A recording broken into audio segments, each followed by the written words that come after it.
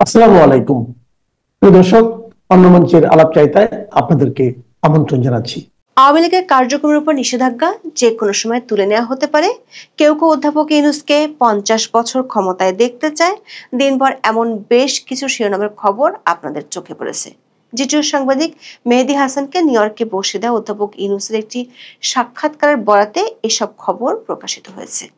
তবে সেই সাক্ষাৎকারটির পুরো ভার্সনে আরও চমকপ্রদ তথ্য আছে, যেগুলো শুনলে আপনার মধ্যে নতুন চিন্তার উদ্রেক হতে পারে। সেই সাক্ষাৎকারটির পুরো ভার্সন শুনতে পারবেন মেহেদী আনফিল্টার্ড নামে পডকাস্টটিতে, যার জন্য আপনাকে জিটিও সাবস্ক্রাইব করতে হবে।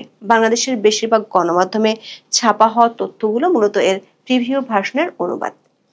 আমরা পুরো অডিওটি হাতে পেয়েছি। এই সাক্ষাৎকারটিতে শুধু নির্বাচন বা শেখ হাসিনা কিংবা আওয়ামী লীগকে নয়, আরো অনেক বিষয়ে কথা বলেছেন সাংবাদিক মেহেদী হাসান। যেমন কতদিন ক্ষমতায় থাকবেন অধ্যাপক ইউনূস, ভারত বিরোধী মনোভাব, সেনাপ্রধান ও কিংস পার্টি এনসিপি, সংখ্যালঘু নির্যাতন, এমন অনেক বিষয়ে বেশ কাঠখোট্টা প্রশ্ন করেছেন সাংবাদিক মেহেদী হাসান। আমাদের বিশ্লেষণ হলো অধ্যাপক ইউনূস তার জবাবে বেশ কয়েকটি অসত্য ও বিভ্রান্তিকর তথ্য হাজির করেছেন। নির্বাহী আদেশে আওয়ামী লীগকে নিষিদ্ধ করলেও আওয়ামী লীগ কেন নির্বাচন করতে পারবে না তার দায় চাপিয়েছেন নির্বাচন কমিশনের উপর। যুক্তরাষ্ট্রের প্রেসিডেন্ট ট্রাম্পও বাংলাদেশের সংখ্যালঘু নির্যাতন নিয়ে কথা বললেও সংখ্যালঘু নির্যাতনের ঘটনাগুলো স্বীকারই করতে রাজি নন শান্তিতে নোবেল বিজয়ী। করিডোর নিয়ে সেনাপ্রধানের বক্তব্য ঠিক নয় দাবি করেছেন। বলেছেন, নির্বাচন সেনাপ্রধানের উদ্বেগের বিষয় নয়। বরাবরের মতো অনেক অভিযোগকে তিনি ভুয়া খবর বলে উড়িয়ে দিয়েছেন। তবে আমাদের বিশ্লেষণে অধ্যাপক ইউনূসের প্রায় 35 মিনিটের এই সাক্ষাৎকারে 3টি বিষয়ে তার বক্তব্য খুবই তাৎপর্যপূর্ণ। প্রথমত, শেখ হাসিনা ফিরতে পারেন আর তার ফেরার ক্ষেত্রে বাহ্যিক কিছু শক্তি সাহায্য করবে, এমন আতঙ্কে সব সময় চিন্তায় থাকেন অধ্যাপক ইউনূস ও তার সরকার। দ্বিতীয়ত, তার বহুল কাঙ্ক্ষিত এনসিপিকে নিয়ে তিনি এখন আর কথা বলতে চান না। যে দলটি গঠনের জন্য তিনি নিজেই ছাত্রদের পরামর্শ দিয়েছেন, মাত্র কয়েক মাসের ব্যবধানে সেই দল ও দলটির ভবিষ্যৎ নিয়ে মাথা ব্যথা নেই অধ্যাপক ইউনূসের। তৃতীয়ত, অধ্যাপক ইউনূস ফেব্রুয়ারির প্রথমার্ধে নির্বাচন দেওয়ার কথা বারবার বললেও তিনি স্পষ্ট করেছেন ফেব্রুয়ারি নয়, নির্বাচিত সরকার না আসা পর্যন্ত তিনি ক্ষমতায় থাকছেন। বিস্তারিত জানতে চলুন যাওয়া যাক বিশ্লেষণে।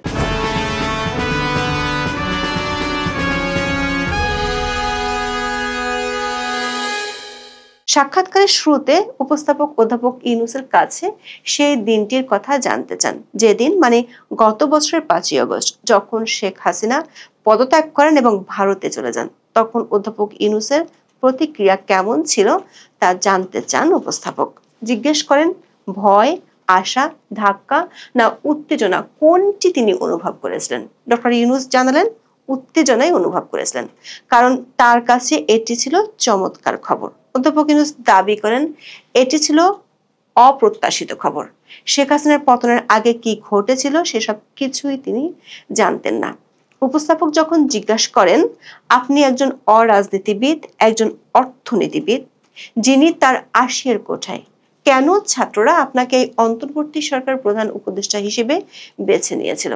সে প্রশ্নের উত্তরের এক পর্যায়ে তিনি দাবি করেন ছাত্রদের সাথে আগে তার কোনো কথোপকথন হয়নি, বরং শেখ হাসিনা চলে যাওয়ার পর 3 দিন ধরে 3 দফা আলোচনার পর তিনি দায়িত্ব নিতে রাজি হয়েছিলেন।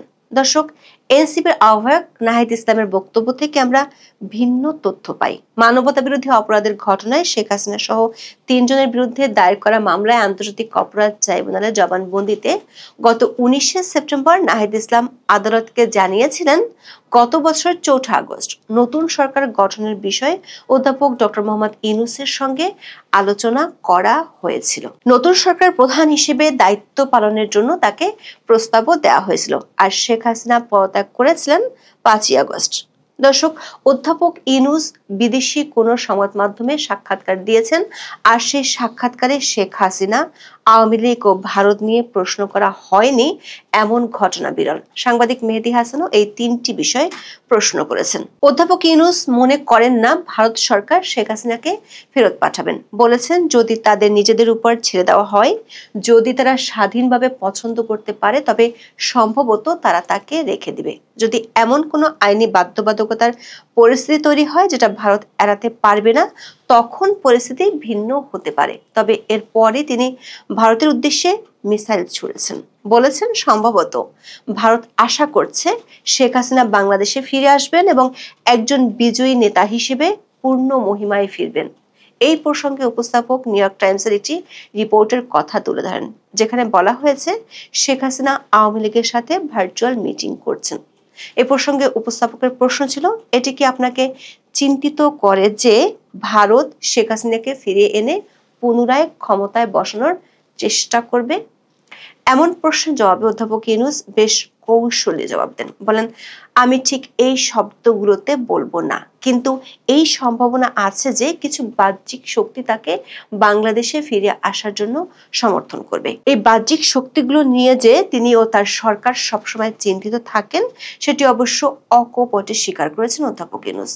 দর্শক, শেখ হাসিনাকে ফেরাতে বাহ্যিক কিছু শক্তি কাজ করছে এবং সেটি নিয়ে অধ্যাপক ইউনূস ও তার সরকার চিন্তিত, এমন বক্তব্য গত এক বছরে ডক্টর ইউনূসের কোনো সাক্ষাৎকারে পাওয়া যায়নি। শুধু শেখ হাসিনা নয়, হাসিনা আমলের উন্নয়নকেও স্বীকার করতে চান না অধ্যাপক ইউনূস।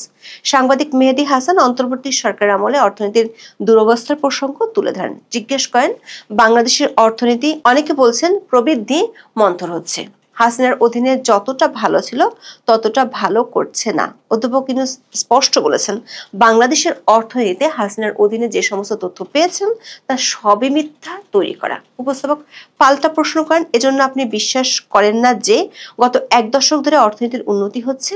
অধ্যাপক ইউনূসের সরাসরি জবাব, তিনি বিশ্বাস করেন না। উপস্থাপককেও পরামর্শ দেন যেন তিনিও গ্রহণ না করেন।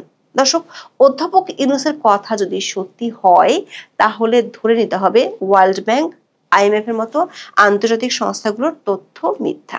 2009 সাল থেকে 2024 সালের মধ্যে বাংলাদেশের মাথাপিছু জিডিপির বাড়ার তথ্য জলজল করছে ওয়ার্ল্ড ব্যাংকের ওয়েবসাইটে। শুধু বাড়েনি, ব্যাপক হারে বেড়েছিল।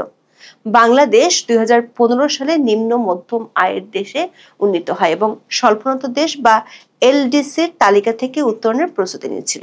IMF এর তথ্য অনুযায়ী জিডিপি প্রবৃদ্ধির হার 2023 সালে 5.78%, আর শেখ হাসিনার পতনের পর সেটি হয়ে যায় 4.2%। সাংবাদিক মেহেদী হাসান আওয়ামী লীগের কার্যক্রম নিষিদ্ধ করার বিষয়ে যৌক্তিকতা নিয়ে অধ্যাপক ইউনূসকে প্রশ্ন করেন। তিনি প্রসঙ্গক্রমে অর্থনীতিতে নোবেল বিজয়ী অমর্ত্য সেনের সমালোচনার কথা তুলে ধরেন। দর্শক, গত মার্চে প্রেস ট্রাস্ট অফ ইন্ডিয়া বা PTI কে দেয়া এক সাক্ষাৎকারে অমর্ত্য সেন আওয়ামী লীগকে নিষিদ্ধের ব্যাপারে সতর্ক করে বলেছিলেন, এই ধরনের পদক্ষেপের ফলে অন্যান্য দলগুলো আওয়ামী সরকারকে যে ভুলের জন্য অভিযুক্ত করেছে তার পুনরাবৃত্তি ঘটবে। এর জবাবে অধ্যাপক ইউনূস অমর্ত্য সেনের সমালোচনাটি ভুল বলে মন্তব্য করেছেন। তিনি বলেন, আওয়ামী লীগকে নিষিদ্ধ করা হয়নি, এমনকি নিবন্ধনও স্থগিত করা হয়নি, শুধু কার্যক্রম স্থগিত করা হয়েছে, যার অর্থ হলো দলটি কোনো রাজনৈতিক কার্যকলাপ করতে পারবে না। দর্শক, কার্যক্রম নিষিদ্ধ থাকার কারণে বাংলাদেশের নির্বাচন কমিশন গত মে মাসে জানিয়ে দিয়েছিল আওয়ামী লীগ আর নির্বাচনে অংশগ্রহণের সুযোগ পাচ্ছে না। দলটির রাজনৈতিক কার্যক্রম নিষিদ্ধ এবং নির্বাচন কমিশনের নিবন্ধন স্থগিত রয়েছে। এ কারণে দলটি বর্তমানে নির্বাচনে অংশ নিতে পারবে না। অথচ অধ্যাপক ইউনূস সাক্ষাৎকারে বললেন ভিন্ন কথা। দলের কার্যক্রম নিষিদ্ধ থাকলে একটি দল কিভাবে থাকে, এই সমীকরণ মিলছিল না উপস্থাপক মেহেদী হাসানের কাছে। তাই তিনি জিজ্ঞেস করেন, দল হিসেবে কি আওয়ামী লীগ এখনো আছে? উত্তরে অধ্যাপক ইউনূস দাবি করেন, আওয়ামী লীগ দল হিসেবে এখনো আছে, কিন্তু আপাতত কার্যক্রম স্থগিত করা হয়েছে। এমনকি আওয়ামী লীগের নিষেধাজ্ঞা যে কোনো সময় তুলে দেওয়ার সম্ভাবনার কথাও জানান। বলেন, যে কোনো সময় এই নিষেধাজ্ঞা তুলে দেওয়া যেতে পারে। বিষয়টি আরো পরিষ্কার হওয়ার জন্য সাংবাদিক মেহেদী হাসান জিজ্ঞেস করেন, স্থগিতাদেশ তুলে নেওয়া যেতে পারে, এটা একটা সম্ভাবনা, কিন্তু তারা নির্বাচনে অংশ নিতে পারবে না। নির্বাচনে অংশগ্রহণ থেকে একদল লোকে নিষিদ্ধ করা কিভাবে গণতান্ত্রিক হতে পারে? এমন প্রশ্নে অধ্যাপক ইউনূস তার আগের কূটনৈতিক ও প্যাঁচ কষা জবাব থেকে সরে এসে দায়ভার চাপান নির্বাচন কমিশনের উপর। বলেন, এটা নির্বাচন কমিশন সিদ্ধান্ত নিয়েছে। তারা পার্টির সম্ভাবনা এবং বৈশিষ্ট্য দেখেছে যা পুরো নির্বাচনে ব্যাঘাত ঘটাবে। অথচ নির্বাচন কমিশন একাধিকবার বলেছে সরকার নির্বাহী আদেশে কার্যক্রম নিষিদ্ধ করায় দলটির নিবন্ধন ও প্রতীক স্থগিত করা হয়েছে। বাংলাদেশের ইতিহাসের সবচেয়ে পুরাতন দল আওয়ামী লীগ। উপস্থাপকের মনে আশা ছিল দলটির যে লাখ লাখ সমর্থক বাংলাদেশে আছে সেটি নিশ্চয়ই অধ্যাপক ইউনূস অস্বীকার করবেন না। কিন্তু অধ্যাপক ইউনূস লক্ষ লক্ষ বলতে নারাজ। তবে এ প্রসঙ্গে অধ্যাপক ইউনূস যে উত্তর দিয়েছেন সেটি বোঝার সক্ষমতা কোনো ভাষাবিদেরই নেই। একবার বলেছেন বাংলাদেশে আওয়ামী লীগের সমর্থক গোষ্ঠী আছে, পরক্ষণেই বলছেন তাদের কোনো সমর্থন নেই, কারণ আওয়ামী লীগের যারা সমর্থক তাদের কোনো আওয়াজ নেই। অথচ গত এক মাসে বাংলাদেশের গণমাধ্যমগুলোতে প্রতিদিনই শিরোনাম হচ্ছে আওয়ামী লীগ ও এর অঙ্গ সংগঠনগুলোর মিছিলের খবর। গত এক বছরে দলটির 44,000 নেতাকর্মীকে গ্রেপ্তার করা হয়েছে। আওয়ামী লীগের সমর্থক গোষ্ঠী নেই দাবি করা অধ্যাপক ইউনূস পরক্ষণেই জানালেন আওয়ামী লীগের ভোটার থাকার কথা। বলেছেন তারা ভোটার হিসেবে ভোট দিতে পারে, তারা বৈধ ভোটার, তবে অনেক প্রতিযোগী আছে, তারা তাদের নিজেদের বেছে নেবে, শুধু লেভেল থাকবে না, যার অর্থ হলো আওয়ামী লীগ নির্বাচনে থাকবে না। কেন আওয়ামী লীগ নির্বাচনে থাকবে না এর কারণ হিসেবে অধ্যাপক ইউনূস যুক্তি দিয়েছেন দলটি একটি রাজনৈতিক দল হিসেবে আচরণ করছে না। সাংবাদিক মেহেদী হাসান নির্বাচন নিয়ে বেশ কিছু কড়া প্রশ্ন করেছেন। বিশেষ করে নির্বাচন এত দেরিতে হচ্ছে কেন সেই প্রশ্নে তিনি ছিলেন নাছোড়বান্দা। কিছুদিন আগে ঘটে যাওয়া অভ্যুত্থানের পর নেপালের অন্তর্বর্তী সরকার প্রধান সুশীলা কার্কি মাত্র 6 মাসের মধ্যে নির্বাচন করার প্রতিশ্রুতি দিয়েছেন। সে রেফারেন্স টেনে উপস্থাপকের প্রশ্ন ছিল কেন বাংলাদেশে নির্বাচন হতে 18 মাস লাগবে। দর্শক, অধ্যাপক ইউনূস এ প্রশ্নের উত্তরে যা বলেছেন তাতে বিস্ময়ের কোনো সীমা থাকে না। উপস্থাপকের উদ্দেশ্যে তিনি বলেছেন, আপনি বলেছেন যে লোকেরা বলছে এত সময় কেন লাগছে, আবার এমন লোকও আছে যারা বলে যে 5 বছর থাকুন, 10 বছর থাকুন, 50 বছর থাকুন, তাই লোকেরা সব ধরনের কথাই বলছে, আপনি থাকুন, নির্বাচনের কি দরকার। অধ্যাপক ইউনূসের ভাষায় এই যে যারা তাকে 50 বছর ধরে ক্ষমতায় দেখতে চান তারা আসলে সুশাসন দেখতে চান, দুর্নীতিমুক্ত শাসন দেখতে চান। দর্শক, মবের রাজ্য হিসেবে স্বীকৃতি 1 বছরের মধ্যে পেয়ে গেছে বাংলাদেশ। আর তার সরকার একাধিক উপদেষ্টার বিরুদ্ধে এরই মধ্যে দুর্নীতি আর অনিয়মের খবর গণমাধ্যমে বড় বড় হেডলাইন হয়েছে। আর নিয়োগকর্তাদের চাঁদাবাজের খবর এখন বেশ গা সওয়া হয়ে গেছে। অবশ্য পুলিশ হত্যা, আওয়ামী লীগের নেতাকর্মীদের হত্যা, ডাকাতি ও অপহরণ বাড়ার তথ্য উপস্থাপক হাজির করলেও অধ্যাপক ইউনূস দাবি করেছেন অপরাধ নিয়ন্ত্রণে আছে। যদিও আপনি যদি পুলিশ সদর দপ্তরের ওয়েবসাইটে দেওয়া অপরাধের পরিসংখ্যান দেখেন সেখানে পাবেন ভিন্ন চিত্র। নেপালের প্রসঙ্গ টেনে অধ্যাপক ইউনূস নিজের মতো করে অদ্ভুত যুক্তি দাঁড় করিয়েছেন। বলেছেন নেপালের সরকার হলো তত্ত্বাবধায়ক সরকার, যেটি নাকি তার ভাষায় শুধু নির্বাচনের জন্য দায়বদ্ধ, কিন্তু বাংলাদেশের সরকারটি অন্তর্বর্তীকালীন সরকার। দর্শক, এরশাদের পতনের পর বাংলাদেশেও অন্তর্বর্তীকালীন সরকার গঠিত হয়েছিল বিচারপতি শাহাবুদ্দিন আহমেদের নেতৃত্বে। সেই সরকার 3 মাসের মধ্যে বাংলাদেশের ইতিহাসের অন্যতম একটি অবাধ, সুষ্ঠু ও নিরপেক্ষ নির্বাচনের আয়োজন করেছিল। এমনকি যে এরশাদের বিরুদ্ধে তখন এত অভিযোগ করেছিল সেই এরশাদ তখন নির্বাচনে অংশ নিয়েছিলেন। দর্শক, অধ্যাপক ইউনূসের বক্তব্যে জনমত বা রাজনৈতিক দলগুলোকে নিয়ে এক ধরনের তুচ্ছ তাচ্ছিল্যেরও আভাস পাওয়া গেছে। তিনি বলেছেন তিনি ও তার সরকার কতদিন থাকবে সেটি কেউ নির্ধারণ করেনি। খুব পরিষ্কারভাবে বলেছেন তারা কতদিন থাকবেন সেটা তাদের সিদ্ধান্ত। বাংলাদেশের সেনাপ্রধান জেনারেল ওয়াকারুজ্জামান সংবাদ মাধ্যমে সাক্ষাৎকার দিয়ে বলেছিলেন তিনি 2025 সালের ডিসেম্বরের মধ্যে নির্বাচন চান। সে কথা স্মরণ করিয়ে দিয়ে সাংবাদিক মেহেদী হাসান বলেন, বাংলাদেশের স্থানীয় সংবাদ মাধ্যমের খবর অনুযায়ী জেনারেল ওয়াকার অধ্যাপক ইউনূসের সরকার প্রস্তাবিত অনেক উদ্যোগেরও বিরোধিতা করেন, যার মধ্যে মিয়ানমারের প্রস্তাবিত নতুন মানবিক করিডোরও অন্তর্ভুক্ত ছিল। দর্শক, সেনাবাহিনীর একটি অভ্যন্তরীণ মিটিং এর খবর বাংলাদেশের গণমাধ্যমে ছাপা হয়েছিল। সেখানে বলা হয়েছিল কেবল জনগণের দ্বারা নির্বাচিত একটি রাজনৈতিক সরকারই করিডোরের মতো সিদ্ধান্ত নিতে পারে। এ বিষয়ে অধ্যাপক ইউনূসের মত জানতে চেয়েছিলেন উপস্থাপক। তবে অধ্যাপক ইউনূস এ বিষয়ে বিতর্কে যেতে চাননি। বলেছেন জেনারেল ওয়াকার কি বলতে চেয়েছিলেন তা নিয়ে তিনি উত্তর দিতে পারেন না। তবে করিডোর নিয়ে কোনো আলোচনা হয়নি বলে দাবি করেছেন শান্তিতে নোবেল বিজয়ী অধ্যাপক ইউনূস। বলেছেন করিডোরের কোনো প্রশ্নই নেই, করিডোর নিয়ে কেউ কথা বলেনি, তিনি কোথা থেকে এটা তুলে এনে কথা বলেছেন। যদিও অন্তর্বর্তী সরকারের পররাষ্ট্র উপদেষ্টা তৌহিদ হোসেন বলেছিলেন করিডোরের বিষয়ে সরকার নীতিগত সিদ্ধান্ত নিয়েছে। করিডোর প্রসঙ্গে জেনারেল ওয়াকারের মন্তব্যের জবাব না দিলেও নির্বাচন প্রসঙ্গে জেনারেল ওয়াকারের মন্তব্যের জবাব অধ্যাপক ইউনূস দিয়েছেন। বলেছেন নির্বাচন সেনাপ্রধানের উদ্বেগের বিষয় নয়, এটি সরকারের উদ্বেগের বিষয়। দর্শক, সাক্ষাৎকারটি শুনলে আপনার মনে প্রশ্ন দেখা দিতে পারে, কিংস পার্টি বলে খ্যাত এনসিপি নিয়ে কি অধ্যাপক ইউনূসের মোহ কেটে গেছে? দর্শক, গত জানুয়ারির শেষ দিকে ব্রিটিশ সংবাদ মাধ্যম ফিনান্সিয়াল টাইমসের প্রধান বৈদেশিক বিষয়ক ভাষ্যকার গিডিয়ান রাকমানের উপস্থাপনায় একটি পডকাস্টে কথা বলেছিলেন অধ্যাপক ইউনূস, যেটি রাকমান রিভিউতে প্রকাশ হয়।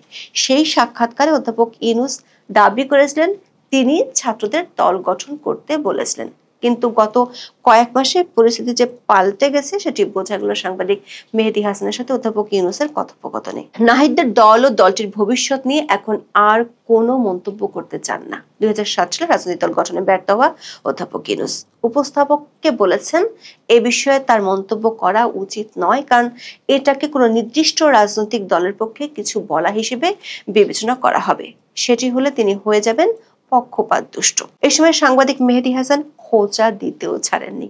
বলেছেন আপনি কেবল আওয়ামী লীগ সম্পর্কে মন্তব্য করতে ইচ্ছুক। সেই খোঁচাটি বুঝতে না পেরে স্বীকার করেছেন বিষয়টি। সাংবাদিক মেহেদী হাসান ঘুরিয়ে পেঁচিয়ে তুলে ধরেন এনসিপি অধ্যাপক ইউনূসের কিংস পার্টি কি না। অবশ্য অধ্যাপক ইউনূস এটাকে পাবলিকের অনুমান বলেই দাবি করেছেন, কিন্তু তারপর যা বলেছেন তাতে বোঝা যায় যমুনার জল বহু দূর গড়িয়েছে। অধ্যাপক ইউনূসের কাছে এনসিপি সেই আগের এনসিপি নেই। নাহিদ, হাসনাত, সার্জিসরা আগের মতো অতটা গুরুত্বপূর্ণ নন। এনসিপি নিয়ে তিনি আর কিছুই বলতে চান না। সাক্ষাৎকারে অন্তর্বর্তী সরকার আমলে বাংলাদেশে হিন্দু ও সংখ্যালঘুদের উপর নির্যাতন নিয়ে প্রশ্ন করা হয় অধ্যাপক ইউনূসকে। উপস্থাপক জানান গত নভেম্বরে বাংলাদেশের প্রায় 30,000 হিন্দু অন্তর্বর্তী সরকারের বিরুদ্ধে তাদের সম্প্রদায়ের উপর হাজার হাজার হামলার অভিযোগ তুলে প্রতিবাদ করতে জড়ো হয়েছিল। ডোনাল্ড ট্রাম্পও সেই সময় মন্তব্য করেছিলেন এবং বাংলাদেশের সহিংসতাকে বর্বর বলে অভিহিত করেছিলেন। এমন তথ্যকে অধ্যাপক ইউনূস ভুয়া বলে উড়িয়ে দিতে চেয়েছিলেন। তখন সাংবাদিক মেহেদী হাসান স্মরণ করিয়ে দেন, এমনকি ডোনাল্ড ট্রাম্পের যে কথা আমি উদ্ধৃত করেছি তারপর আপনি ভুয়া খবর বললেন। উত্তরে অধ্যাপক ইউনূস ডোনাল্ড ট্রাম্পের বাংলাদেশ সম্পর্কে জানার পরিধি নিয়ে সন্দেহ প্রকাশ করেন। অধ্যাপক ইউনূস বরাবরের মতোই বাংলাদেশে হিন্দু বিরোধী সহিংসতাকে হিন্দু মুসলিম দুই প্রতিবেশীর কার্য হিসেবে দেখার চেষ্টা করেছেন। দর্শক, দেশীয় বিদেশি সংবাদ মাধ্যমে অন্তর্বর্তী সরকার আমলে যে হিন্দুদের উপর নির্যাতন বেড়েছে সেটি নিয়ে অসংখ্য প্রতিবেদন প্রকাশিত হয়েছে। 2024 সালের 24শে সেপ্টেম্বর দৈনিক প্রথম আলোতে প্রকাশিত এক প্রতিবেদনে দেখানো হয় গত বছরের 5 থেকে 20 আগস্ট পর্যন্ত হামলায় সংখ্যালঘু সম্প্রদায়ের অন্তত 1068টি ঘরবাড়ি ও ব্যবসা প্রতিষ্ঠান ক্ষতিগ্রস্ত হয়। এমনকি জাতিসংঘের মানবাধিকার কমিশনের যে তদন্ত রিপোর্টের রেফারেন্স সরকার নানা জায়গায় উপস্থাপন করে থাকে সেখানেও হিন্দুদের উপর নির্যাতনের ভয়াবহ চিত্র তুলে ধরা হয়েছে। মার্কিন যুক্তরাষ্ট্রের ফেডারেল সংস্থা কমিশন অন ইন্টারন্যাশনাল রিলিজিয়াস ফ্রিডমের 2025 সালের বার্ষিক প্রতিবেদনে বলা হয়েছে ধর্মীয় সংখ্যালঘুদের উপর ক্রমাগত হামলার মধ্য দিয়ে বাংলাদেশে ধর্মীয় স্বাধীনতার পরিস্থিতির অবনতি হয়েছে। বাংলাদেশের মিডিয়া, সাংবাদিকদের এবং বাক স্বাধীনতার উপর দমন-পীড়ন চালানোর জন্য সন্ত্রাস বিরোধী আইন ব্যবহার করার জন্য জনগণ অন্তর্বর্তীকালীন সরকারের সমালোচনা করেছে, যারা বলছে বাংলাদেশে বাক স্বাধীনতার ক্ষেত্রে আপনি বিপজ্জনক পথে যাচ্ছেন। উপস্থাপক এমন প্রশ্ন করেন অধ্যাপক ইউনূসকে। অধ্যাপক ইউনূস অবশ্য তার প্রেস সচিবের মতোই দাবি করেছেন তার সরকারের আমলে বাংলাদেশে প্রেস সবচেয়ে স্বাধীন। উপস্থাপক প্রশ্ন রাখেন, তাহলে শেখ হাসিনা যে সন্ত্রাস বিরোধী আইনটির অপব্যবহার করেছিলেন, যা এখন লোকেরা বলছে আপনার সরকারও ব্যবহার করছে, সেটি কেন বাতিল করছেন না? দর্শক, এখানে অধ্যাপক ইউনূস তথ্য বিকৃতির আশ্রয় নিয়েছেন। বর্তমান সরকার শুধু সন্ত্রাস দমন আইনটি ব্যবহারই করছে না, বরং আওয়ামী লীগের কার্যক্রম নিষিদ্ধের জন্য এই আইনটিতে সংশোধনীও এনেছে। অধ্যাপক ইউনূস আইনটি ব্যবহারের পিছনে অদ্ভুত যুক্তি দিয়েছেন। বাংলাদেশের সন্ত্রাস দমন আইনটি কালো আইন হিসেবে পরিচিত হলেও তিনি দাবি করেছেন গণতন্ত্র এবং মানবাধিকার এবং সবকিছুর মৌলিক মূল্যবোধ রক্ষার জন্য তারা এটি ব্যবহার করছেন। এ যেন শিয়ালের হাতে মুরগি বর্গা দেওয়ার মতো অবস্থা। অধ্যাপক ইউনূস ট্রাম্প প্রসঙ্গেও কথা বলেছেন। ট্রাম্প প্রসঙ্গে চমকটি ছিল ট্রাম্পের নোবেল শান্তি পুরস্কার পাওয়া নিয়ে। অধ্যাপক ইউনূসকে জিজ্ঞেস করেন, আপনি একজন নোবেল শান্তি পুরস্কার বিজয়ী, আপনি কি মনে করেন ডোনাল্ড ট্রাম্পের নোবেল শান্তি পুরস্কার পাওয়া উচিত? এ প্রশ্নের জবাব দেন কূটনৈতিক কৌশলে, বলেন এটা নোবেল কমিটির বিষয় হোক।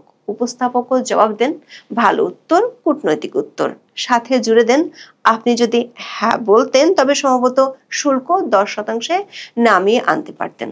অধ্যাপক ইউনূস সাক্ষাৎকারের শেষ প্রশ্নের জবাবে দাবি করেছেন তার সরকারের প্রধান সাফল্য হলো তারা জাতিসত্তায় আস্থা ফিরিয়ে এনেছে, মানুষের মনে স্বাধীনতার বোধ ফিরে এসেছে। তবে সাংবাদিক মেহেদী হাসান দেশের মানুষের একটি শঙ্কার কথা জানিয়েছেন। অধ্যাপক ইউনূসকে বলেছেন, একটি সরকার ক্ষমতাচ্যুত হয়, বিপ্লবী পরবর্তী সরকার আসে এবং কয়েক বছর পরে লোকেরা বলে তারা পুরনো সরকারের মতোই, তারা একই কাজ করছে, ক্ষমতা তাদের মাথায় চড়েছে। প্রশ্ন হলো, এই সত্যটি দেশের বাইরের একজন সাংবাদিক বুঝতে পারলেও অধ্যাপক ইউনূসের সরকার বুঝতে পারছে না কেন? এখন এ পর্যন্ত। সবাই ভালো থাকুন, সুস্থ থাকুন, নিরাপদে থাকুন। দেখা হবে আগামী পর্বে।